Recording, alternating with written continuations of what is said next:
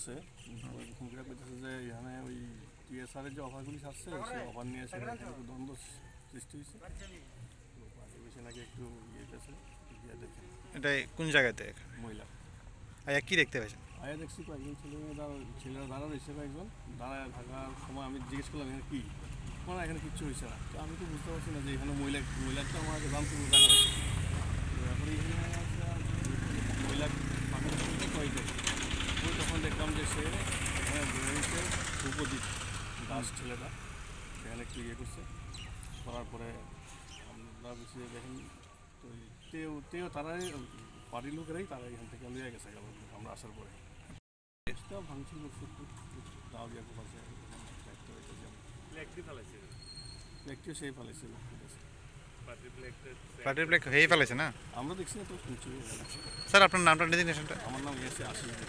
Thank you.